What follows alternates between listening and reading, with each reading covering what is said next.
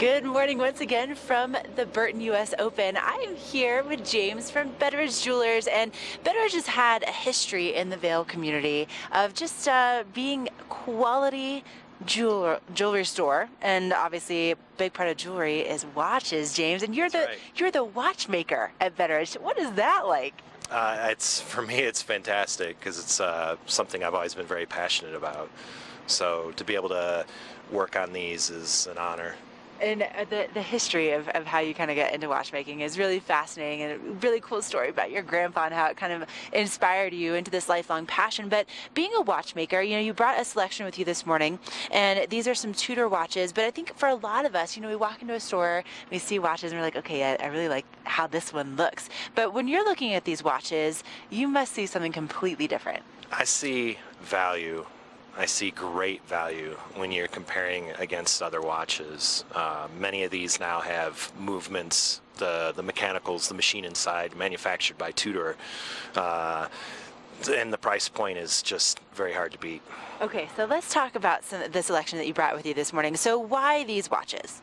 Well, I was thinking about the Burton U.S. Open, and I was thinking about some sport watches that I think everyone would possibly enjoy wearing, so this is the selection I brought in today. Okay, so what is it that makes Tudor so special, and what makes it kind of stand out compared to other watches? Let's say like this one, for example. When you're taking something like this apart, what kind of things are you finding on the inside? Inside, this one has a 70-hour power reserve, which is really nice. That means you can wear another watch over the weekend and it'll still be ready for you time-wise on Monday. It has well, I lost my train of thought on that one. Sorry.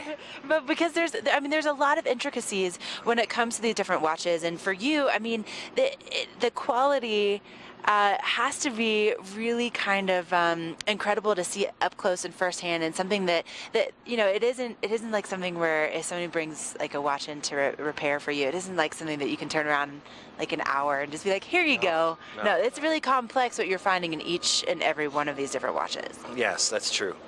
There's typically anywhere between 150, 250 parts in a watch. And they all has to be fully disassembled when you're doing the service. Everything has to be cleaned. Anything worn out has to be replaced. It's a lot of work.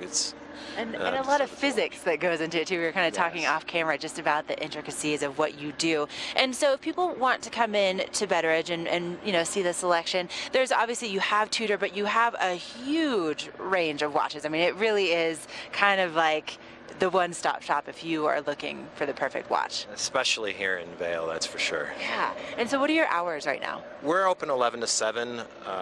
It's Monday through Saturday. Okay, so closed on Sundays. So you want to get in there today and make sure that you can do a little shopping. And obviously there's, the price ranges really go from very affordable all the way up to extravagant, but you're going to find timepieces that you can pass down for generations. That's for sure. I would agree with that statement.